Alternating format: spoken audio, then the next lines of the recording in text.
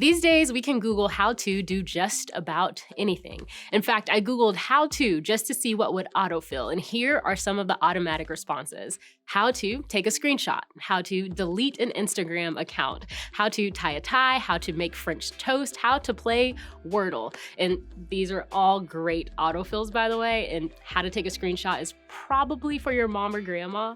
The delete Instagram one is definitely for someone going through a breakup, so sorry about that. How to tie a tie, good luck. Even if you watched a step-by-step YouTube video, it's still not easy. And French toast? It's delicious. And if you've never played Wordle, it's awesome. One of the things it doesn't autofill though is how to friend, how to be a good friend, how to make friends, how to keep friends, how to change friend groups, and how to even lose a friend. Growing up, I would have loved for Google to help me with all of these things because friendships are awesome. Who wouldn't want someone who just gets your sense of humor or shares your love for Taco Bell?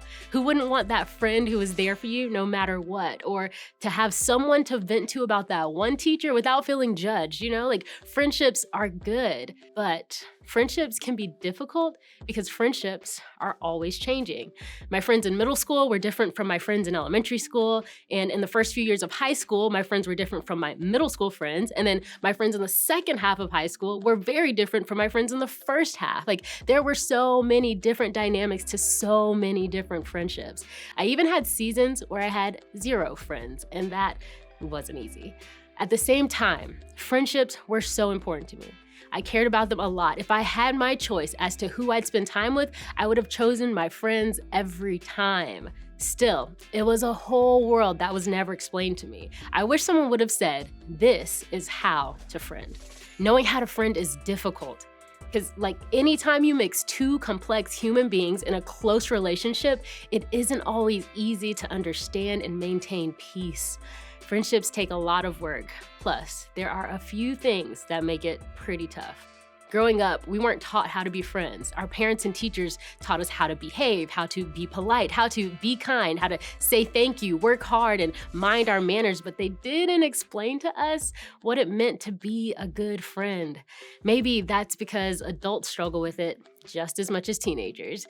We were taught how to play basketball, how to spell, and how to do multiplication problems. We weren't taught, though, how to navigate friendships. With that being said, our friendships are usually formed by default. Like I already mentioned, our friendships just sort of happen. If someone is in our class or on our team or in our neighborhood and we get along with them pretty well, we become friends. We don't put any more thought into it than that. And this is totally normal and natural, but it certainly doesn't mean that by default we'll have great friendships. Why? Because friendship is challenging. Think about it. When it comes to friendship, things are always changing. You move to a new school, switch classes, or take up a new hobby, and the people in your life change. You're making new friends, which is cool, but it's tough to build and maintain close friendships with constant change. Also, you're not always sure where you stand with your friends. Sometimes it seems like you're left out of text threads, or you don't get a voice in making plans, or nobody's inviting you to anything. And if we're being honest, you're not even sure if you're actually in with your friends or not. And lastly, maybe another challenge is that expectations aren't always met. Your friends don't do the things you want them to do. They don't connect with you enough during the week or hang out enough on the weekends or remember the important details about your life, right? You feel like those are the kinds of things that real friends do, but you don't have any friends around you who are actually doing those things. When it comes to friendship, we all tend to focus on what we're not getting from the people in our lives. But here's the good news. What we're talking about today and in the rest of the series has the potential to be a game changer when it comes to the way we approach all aspects of friendship. As old as the Bible is, it still has something to say about our friendships with other people today. The Bible, it's divided into 2 sections, the Old Testament and the New Testament. The Old Testament was written before Jesus walked the earth, and the New Testament consists of the books that account from the time Jesus walked the earth and beyond. The first 4 books of the New Testament are called the Gospels. They are the account of Jesus' life when he lived among us. One of those Gospels is the book of John. It was written by the disciple John, who was a very close friend to Jesus and who a lot of people think was just a teenager when he followed Jesus. At one point, John writes about a serious moment in Jesus' life. It took place right before Jesus would be arrested and sentenced to die on the cross. And while his disciples had no idea what was about to happen, Jesus knew what was approaching. With that in mind, Jesus gathered his friends together for one last meal. Considering what was ahead for him, Jesus could have been looking around the table at his friends and thinking, what are these guys going to do for me when this all happens? Are they going to prove that they're my real friends?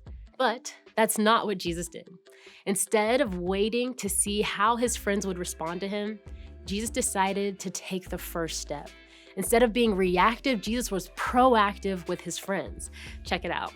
So he got up from the table, took off his robe, wrapped a towel around his waist, and poured water into a basin. Then he began to wash the disciples' feet, drying them with the towel he had around him. This may seem totally random. I know we're talking about friendship, but back in the day, people walked a lot. Sometimes they even walked on their bare feet, and there weren't sidewalks and paved roads. There was dust, sand, dirt, sweat, and who knows what else everywhere. Feet were not clean, like not even a little bit. Back then, this was a job typically done by a servant for a house guest, or someone in lower position would wash the feet of someone in a higher position. In this situation, it would have made sense for the disciples to wash Jesus' feet. But Jesus was the master of flipping people's expectations. He often did things that were countercultural or counterintuitive, and this was no different. Jesus demonstrated to his disciples what true friendship looks like. He took the first step. He didn't wait on someone else to do what he wanted them to do. He served them. He did it for them to model the kind of friend that he wanted them to be to other people. In fact, in a different gospel written by Luke, who was a doctor, he records Jesus giving some pretty good advice when it comes to friendship. Do to others as you would like them to do to you. In other words, Jesus is saying that when it comes to relationships, we need to be proactive. We need to treat our friends the way we wish they'd treat us. But let's be honest, this is so difficult to do, right? Usually, we take the opposite approach. We react. We treat people the way they treat us. We respond to how they make us feel. If someone makes us feel angry because they aren't meeting our friendship standards, we treat them with anger. If someone leaves us out of a group text, you better believe we're gonna leave them out of our next group text. But if we really think about it, we can agree that that's not the way we want our friendships to work. We want our friends to value us, include us, notice us, and be kind to us. We want to feel important to our real friends. And we don't want them to pay us back evenly for every mistake that we make. We want them to be patient with us and to show us grace and forgiveness. Think about what Jesus said in today's terms. Like, what if I message others as I would like to be messaged? What if I invite others as I would like to be invited? What if I talk to others as I would like to be talked to? What if I forgive others as I would like to be forgiven? What if I listen to others as I would like for them to listen to me? And what if I post about others on social media as I would like to be posted about? I mean, think about this. Jesus could have made all of his friendships about him. He was the ringleader, right? He had the highest status and position. He could have used his power to leverage the relationships for himself, but instead, he served. He put his friends first. He was humble, supportive, encouraging, and forgiving. And that's what we can do for our friends. Think of it this way. Being a friend means serving your friends. We want our friends to make the first move, treat us well, and put our needs first, but we can be the kind of friend we want to have without waiting on anyone else to make the first move. We can follow Jesus' example in our friendships and serve others right now. There are a million ways that you and I can serve our friends and put them first without waiting for them to do it first. But for the sake of today, let's talk about 3 simple steps. First, think about your friendships. Don't just think about your needs and what they're doing or not doing for you. Think about their situation, their feelings, their worries, or their insecurities. Try to be gracious and empathetic with them. They have moments of anxiety and fear just like you do. They get down just like you do. They have highs and lows just like you do. In fact, let's just practice this real quick. I'm gonna put some stuff on the screen, and in this oh so simple exercise on thinking about your friends, all you have to do is fill in the blanks with a friend's name and something that's going on in their lives. Don't answer out loud, okay? This can be a friend, a teammate, classmate, family member, or just someone you know. Take a second and do that right now.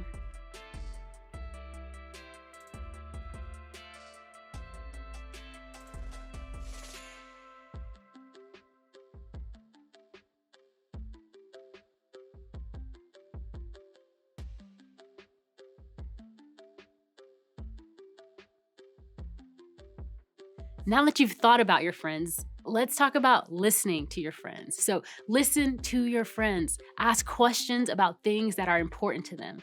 Try to actually listen when they answer. Try to keep up with important things that are happening in their lives. If you have a terrible memory like me, maybe you use the Notes app in your phone and write down the important things, whether they're good or bad, the things that are happening in the lives of your friends. And then follow up with them. Take an interest in the things that interest them. And then lastly, pray for your friends. If your friends are going through something difficult, pray for them. If things are falling apart in their family, pray for them. If they have important things coming up in their lives, pray for them. Even short, quick, simple prayers are a big deal. And then tell them that you're praying for them if you want. So we just went over 3 things, and if you do those things, it doesn't mean that everything is going to work out perfectly in your friendships all the time. Like, this won't magically fix your friendships. At the end of the day, a friendship is still 2 imperfect people existing in the same place.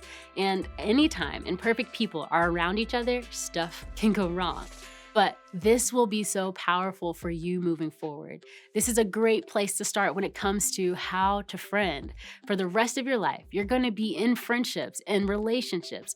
Learning how to serve, make the first move, and put others first will create an incredible foundation for you to be an incredible friend from now and into the future. And at the end of the day, the only friend you can control is you. Being a friend means serving your friends. It means taking the lead to look out for them and their interests without waiting for someone to do something for you. Imagine if you become comfortable making the first move. Imagine if you started the group text instead of waiting for someone else to start it. Imagine if you didn't retaliate, but instead you forgave and showed grace. Imagine if you were the kind of friend you wanted to have. Being this kind of friend will take work, but trust me, the work is worth it. It all starts by you doing to others as you want them to do to you.